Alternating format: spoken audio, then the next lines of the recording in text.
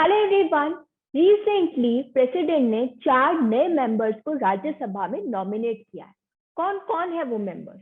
पहले है इलई राजा, जो कि एक म्यूजिक माइस्ट्रो है और तमिलनाडु से। दूसरी है पीटी उषा, जो कि एक स्पोर्ट्स आइकन है और केरला से है। तीसरे है वी विजेंद्र प्रसाद, जो कि एक अक्लेम्ड स्क्रीन राइटर है और कर्नाटका से है। और चौथे हैं विजेंद्र हेगड़े, जो कि एक फिलेंथ्रोपिस्ट है और साथ ही साथ स्पिरिचुअल लीडर भी है।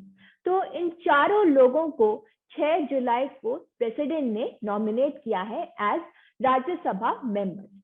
आज के हमारे वीडियो में हम राज्यसभा के मेंबर्स कैसे इलेक्ट होते हैं, उनकी क्या कॉम्पोजिशन होती है और क्यों राज्यसभा के मेंबर्स नॉमिनेट होते हैं, इन सभी के बारे में डिटेल में समझने वाले हैं। लेकिन इन सभी के आंसर्स देने से पहले मैं आप सबसे रिक्वेस्ट करूंगी कि please do like, share and subscribe to my channel, ताकि आप लोगों को टाइम टू टाइम इस तरीके की सारी इंटरेस्टिंग इंफॉर्मेशन मिलती है। तो सबसे पहले स्टार्ट करते हैं हमारे पहले इशू से, पहले क्वेश्चन से, जो कि है कि what is the composition of Rajya Sabha. अब राज्यसभा के कितने मेंबर्स होते हैं, कैसे उनमें बाइफोकेशन है, कैसे वो डिवाइडेड है, इन सभी की डिटेल हमें कहाँ गिवन है? Article 80 of the Indian constitution. Article 80 of the Indian constitution ये भी कहता है कि राज्यसभा जो है वो अपर हाउस है और परमानेंट हाउस है हमारी पार्लियामेंट का, जिसमें मैक्सिमम कितने मेंबर्स होते हैं? 250 मेंबर्स। और इन 250 मेंबर्स में से 238 मेंबर्स रिप्रेजेंट करते हैं हमारी स्टेट्स और यूनियन टेरिटरीज, और बाकी के जो 12 मेंबर्स होते हैं उन्हें नॉमिनेट करता है हमारा प्रेसिडेंट। तो क्योंकि जो राज्यसभा है वो एक परमानेंट हाउस है, परमानेंट बॉडी है, तो इसीलिए ये सब्जेक्ट टू डिसोल्यूशन नहीं होती।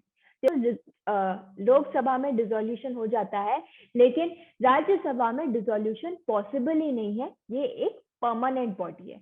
लेकिन हाँ, राज्यसभा में हर 2 साल में उसके 1/3 मेंबर्स जो होते हैं वो रिटायर होते हैं, और राज्यसभा के मेंबर का टेन्योर कितना होता है? 6 साल।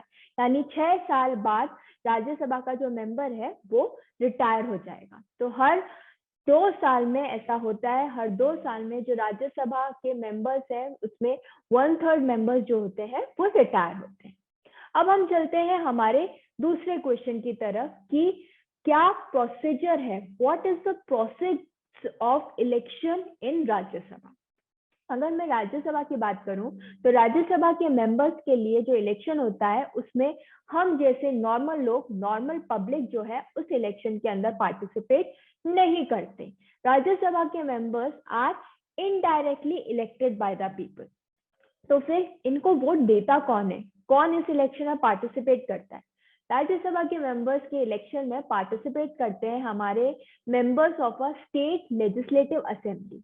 वो अपना वोट कास्ट करते हैं in proportional representation with the single transferable vote. इतना कंफ्यूजन नहीं है कि क्या है प्रोपोर्शनल रिप्रेजेंटेशन और क्या है सिंगल ट्रांसफरेबल वोट। इसका मतलब हम समझते हैं। सबसे पहली बात, प्रोपोर्शनल रिप्रेजेंटेशन। प्रोपोर्शनल रिप्रेजेंटेशन का मतलब ये होता है क्योंकि हर स्टेट की पॉपुलेशन अलग है और स्टेट की पॉपुलेशन पर डिपेंड करता है कि वहां के कितने मेंबर्स हैं, कितने एमएलएज हैं, और उनका ये जो नंबर है वो डिपेंडेंट है इस प्रोपोर्शनल रिप्रेजेंटेशन पे। तो इसलिए प्रोपोर्शनल रिप्रेजेंटेशन का मतलब है कि हर स्टेट के कितने एमएलएज हैं जो इसके अंदर पार्टिसिपेट करेंगे, वो डिपेंड करता है उस स्टेट की पॉपुलेशन पे। अब चलते हैं दूसरे पॉइंट की तरफ। ये सिंगल ट्रांसफरेबल वोट क्या होता है? ये एक बहुत ही इंटरेस्टिंग चीज है और साथ ही साथ इंपॉर्टेंट भी है। सिंगल ट्रांसफरेबल वोट का मतलब ये होता है, फॉर एग्जाम्पल, जो राज्यसभा के मेंबर्स हैं उसमें 4 मेंबर्स हैं जिनके लिए इलेक्शंस होते हैं, जैसे ए, बी, सी और डी। इन सभी लोगों के लिए एमएलए जेड है, उसे वोट डालना है।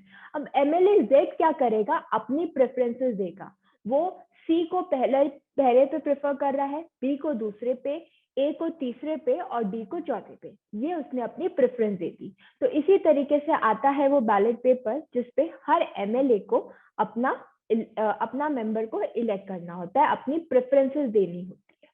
जब ये सारे पेपर्स मिल जाते हैं, ये सारा इलेक्शन हो जाता है, तो ये देखा जाता है कि कि ए को कितने लोगों ने फर्स्ट प्रेफरेंस दी, बी को कितने लोगों ने सेकंड प्रेफरेंस दी, या सी को कितने। तो ये प्रेफरेंस के हिसाब से वोटिंग होती है। जब ये देखा जाता है, जैसे सपोज करिए कि डी को सारे लोगों ने जो है वो सबसे कम वोट्स मिले, सबसे कम प्रेफरेंस मिली, तो डी के जो वोट्स हैं अब वो उतने तो है नहीं कि वो मेंबर बन जाए, तो उन जो वोट्स हैं उनको बाकी 3 मेंबर्स में बांट दिया जाता है, उनके मेंबर्स में डिवाइड कर दिया जाता है ताकि वो वेस्ट ना जाए।